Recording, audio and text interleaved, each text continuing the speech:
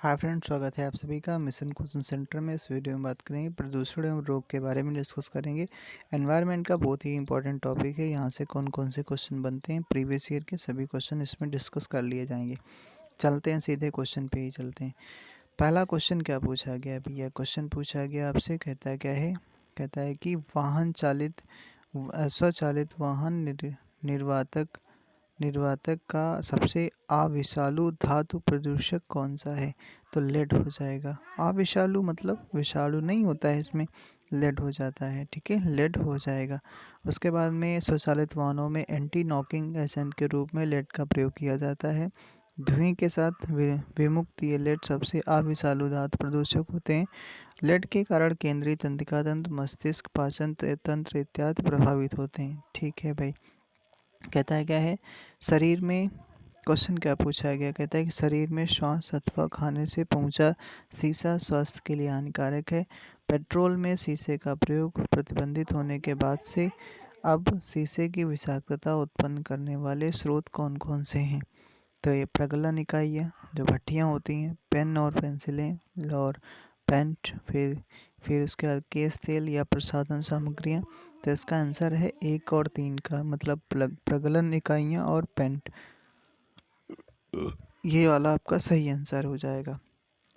ठीक है, अगला क्वेश्चन क्या है? कहता है कि कौन सी सही सुमेलित नहीं है? पारा कहता है, इधर देखो प्रदूषक दिए गए, इधर लिखे गए बीमारियाँ। कैडमियम से इटाई बीमारी होती है। HC से मिनी माता होता है, ये भी सही है। उसके बाद में नाइट्रेट से ब्लू बेबी सिंड्रोम होता है। फ्लोराइड आयन से अपच होता है, नहीं ये गलत है। तो फ्लोराइड आयन की अधिकता से दांतों की बीमारियां होती हैं, जिसे फ्लोरोसिस कहा जाता है। इस बीमारी में दांतों का बाह्य आवरण प्रभावित होता है, दांतों में पीलापन आ जाता है। अगला क्वेश्चन कहता है आपसे कि सामान्य प्रयुक्त उपयुक्त पदार्थ, और इधर कहता है उसमें पाए जाने वाले संभावित अवांछनीय तथा विवादास्पद रसायन कौन से हैं? तो अच्छा भैया, तो इनको मैच कराना है। मतलब कहता है कि कौन सा युग्म विचार कीजिए, कौन सही सुमेलित है। तो लिपस्टिक में सीसा पाया जाता है। शीतल पेय में ब्रोमीनित वनस्पति तेल होता है।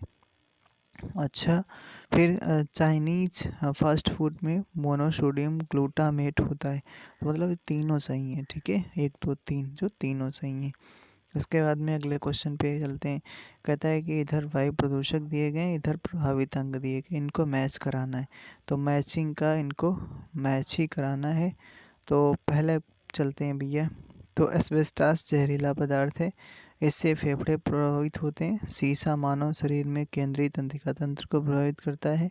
पारे से उदर विकार होता है, और कार्बन मोनोऑक्साइड से रक्त के हीमोग्लोबिन में समस्या होती है। तो इनको मैच करा लो यहाँ पर। क्या एस्बेस्टास धूल से फेफड़ा संबंधित बीमारियाँ होती हैं। शीशा जो होता है, शीशा से मस्तिष्क का, और पारा जो होता है HG जो होता है कार्बन मोनोऑक्साइड का, तो इसमें लिख लो रक्त धाराएं इसमें होता है। और बचा क्या? HG से उदर विकार होता है। ठीक है भैया, अगले क्वेश्चन पे चलते हैं। अगला क्वेश्चन जस्ट फिर से मैचिंग का ही कुछ दिया गया है। कहता है क्या है, इधर प्रदूषक है, इधर प्रभाव, किस पे प्रभाव डालते हैं?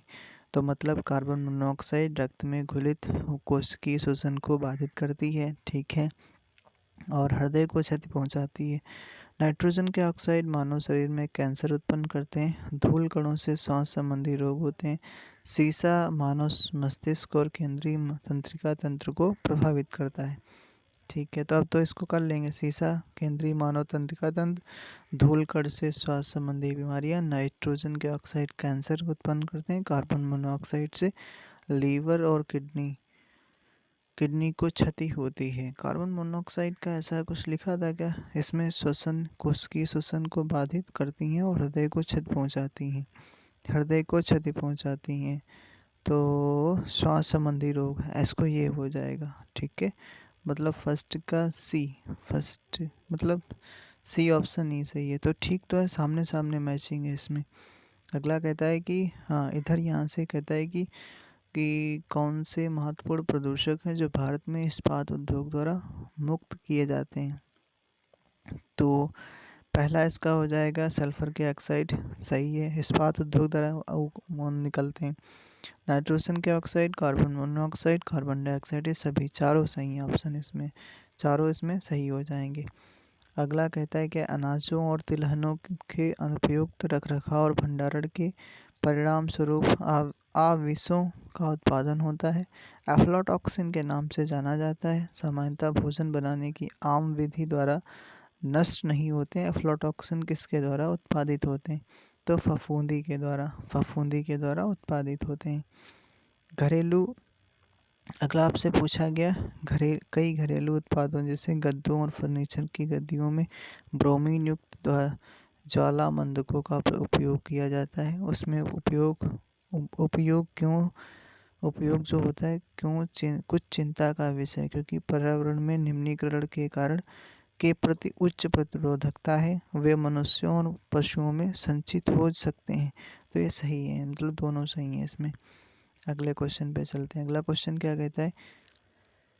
कहता है कि हवा में तैरते हुए श्वसनीय सूक्ष्म कणों का आकार होता है कितना? तो 5 माइक्रोन से कम होता है। 5 माइक्रोन से कम होता है। विभिन्न प्रकार की विभिन्न उत्पादों के निर्माण में उद्योग द्वारा प्रयुक्त होने वाले कुछ रासायनिक तत्वों के नैनो कणों के बारे में कुछ चिंता है। क्यों? वे पर्यावरण में संचित हो सकते हैं और जल और मृदा को संदूषित कर सकते हैं। सही बात है। वे खाद्य श्रृंखलाओं में प्रविष्ट हो सकते हैं। सही बात है। और वे मुक्त मूलकों के रूप में उत्पादन को विमोचित कर सकते हैं। ये भी सही हो जाएगा, मतलब तीनों सही हो जाएंगे।